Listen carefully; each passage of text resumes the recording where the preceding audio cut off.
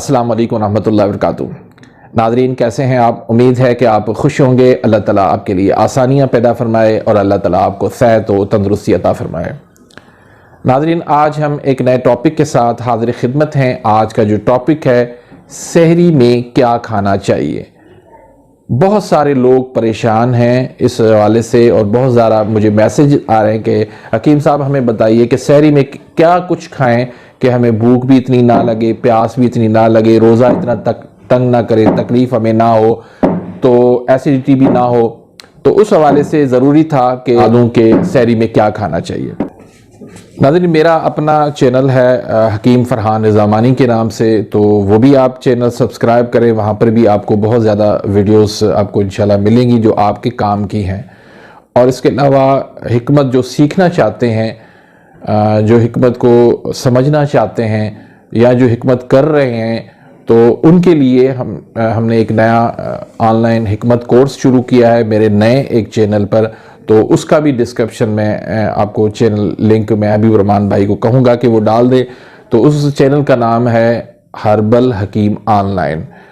तो ये दोनों चैनल आप सब्सक्राइब करें, बेल आइकन घंटी के निशान को प्रेस कर दें ताकि मेरी हर आने वाली न्यू वीडियो का नोटिफिकेशन आप तक पहुंच जाए। इस चैनल को भी आपने सब्सक्राइब लाजमी करना है।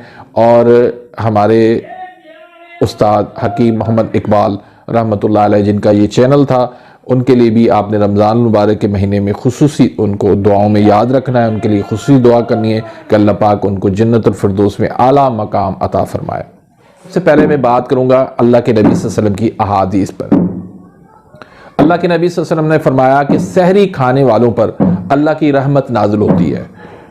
और दूसरी एक मुस्नद अहमद की हदीस है, आपने फरमाया कि सहरी खाना बाइसे बरकत है, उसे मत छोड़ो, चाहे एक घूंट पानी ही पी लो। और एक और हदीस के अंदर आपने फरमाया कि मोमिन के लिए बेहतरीन सहरी जो है वो खजूर है। और आपने फरमाया कि सहरी खाने वालों पर अल्लाह के फरिश्ते भी दुआ करते हैं। तो सहरी को छोड़ना नहीं चाहिए, सहरी को ज़रूर खाना चाहिए।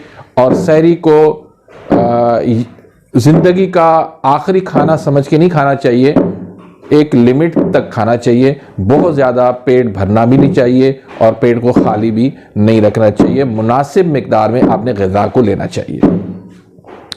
तो सबसे पहले आप आगाज़ करें नीम गर्म पानी के साथ। यानी जैसे ही आप उठेंगे तो नीम हल्का गर्म जो है वो पानी आप 2 गिलास पानी का पी लें। उससे क्या होगा कि जो आप खाएंगे पिएंगे उससे ये कि आपको एसिडिटी नहीं होगी, उससे मैदे के अंदर हरारत पैदा होगी और वो जो कुछ आप खाएंगे वो इंशाल्लाह खाना ठीक से जो है वो हजम हो जाएगा, आपको एसिडिटी नहीं होगी। दूसरी चीज़ कि सहरी के अंदर पराठा खाना को हम फ़र्ज समझते हैं, यानी कि पराठे के बगैर तो हम कहते हैं कि रोटी हमें अच्छी नहीं लगती। तो अगर आपने पराठा खाना ही है तो आपने देसी घी वाला पराठा खा लें। ये कुकिंग ऑयल और ऑयल ये ऊपर डालते हैं ना, ये इन चीज़ों से आप परहेज़ करें।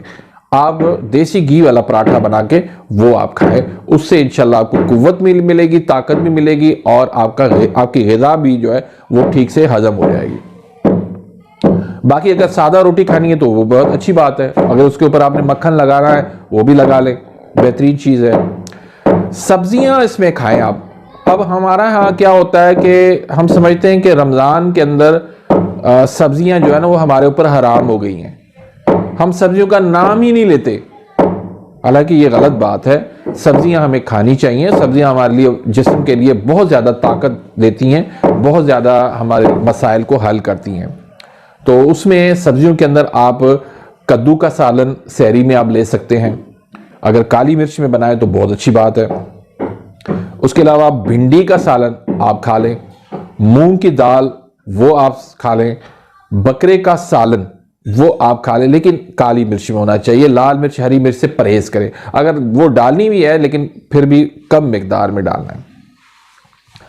तो ये तो हो गया सालन, हो गया, आपने सब्जियां खानी है। उसके अलावा आपने चाय तो लाजमी पीनी है, चाय के बगैर तो आपका रोज़ा मुकम्मल होगा ही नहीं है, एक आदत सी बनी हुई है ना। तो अगर ठीक है, अगर चाय आपने पीनी है तो चाय के से पहले आप 1 गिलास नीम गर्म पानी का पी लें। तो उससे ये होगा कि आपको चाय जो है वो तकलीफ नहीं देगी, एसिडिटी नहीं करेगी। उसके बाद सहरी में आपने क्या करना है कि तुखम बलंगा पीना है। पहले आप तुखम बलंगा जो है वो 1 चम्मच एक कप पानी के अंदर उसको आप भिगो दें। उसके बाद फिर आपने वही तुखम बलंगा जो बीज होंगे वो आपने दाने जो है ना उसमें 1 गिलास नीम गर्म पानी के अंदर डाल के वो आपने पी लेना है। उससे ये होगा कि जिस्म के अंदर आपको कुव्वत वो बरकरार रहेगी, आपको वीकनेस नहीं होगी, आपको गर्मी नहीं लगेगी, आपकी हरारत जो है जिस्म में बहुत ज्यादा जो बढ़ जाती है वो नहीं होगी। तो ये लाजमी पिए। उसके अलावा दूध जो है वो मस्ट है सहरी के लिए, वो लाजमी आप पिए। लेकिन दूध भी आप ठंडे से परहेज करें, क्योंकि आप ठंडा दूध पी के आप सो जाएंगे तो उससे आपको एसिडिटी भी होगी और आप गैस बनेगी, उससे आपको अटैक होने का भी खतरा है। तो दूध आपने किस तरह पीना है कि उसमें थोड़ी सी आप हल्दी मिला लें, थोड़ी सी सौंफ डाल लें, थोड़ा सा गुड़ डाल के उसको उबालें, चाय की तरह उबाल के जब कप में डालें तो 2 चम्मच आप उसमें 2 देसी घी की मिला लें। यकीन करें कि अगर आप सहरी में कुछ भी ना खाएं, कुछ भी ना खाएं, सिर्फ ये दूध पी लें तो आपके लिए काफी है। खजूर खा के और ये दूध पी लें, आपकी सहरी बहुत जबरदस्त हो जाएगी। अगर इसके साथ और कुछ भी खाना चाहते हैं तो आप तरबूज का जूस लाजमी पिए। ये आपको जो हम चाहते हैं ना कि पानी की प्यास की शिद्दत हमें ना लगे, तो उसके लिए तरबूज का शरबत पिए लाजमी। उसके अलावा आप मक्खन भी सहरी के अंदर खा सकते हैं। कोलेस्ट्रॉल है, कोई इशू नहीं है, ठीक है ना, डरे मत।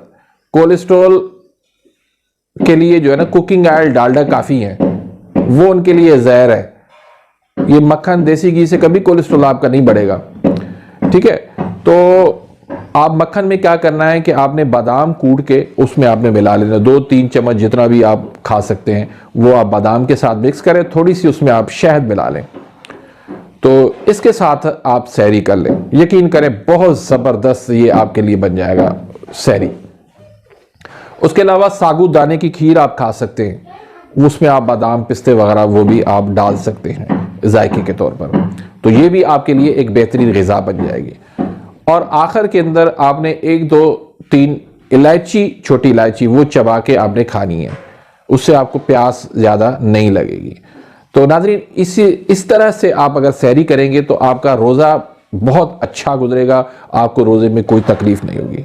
तो नाज़रीन इसी के साथ ही मैं इजाज़त चाहता हूँ। उससे पहले एक गुजारिश करूँगा कि मेरा जो नया चैनल है हर्बल हकीम ऑनलाइन, उसको आप ज़रूर सब्सक्राइब करें, और जो हिकमत सीखना चाहते हैं वो वहाँ पर लाजमी वीडियोस देखें, वहाँ पर बहुत ज़्यादा आपको सीखने के लिए मौका मिलेगा।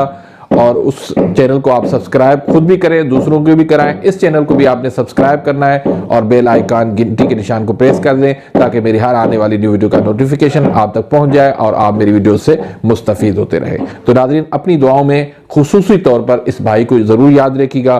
तो नाज़रीन अगली इंशाल्लाह हमारी वीडियो जो आएगी वो अफ्तारी के हवाले से होगी, तो कि अफ्तारी के अंदर हमें क्या खाना चाहिए। तो इसी के साथ ही मैं इजाज़त चाहता हूँ, मिलते हैं इंशाल्लाह नेक्स्ट वीडियो में, तब तक इजाज़त, अल्लाह हाफिज़।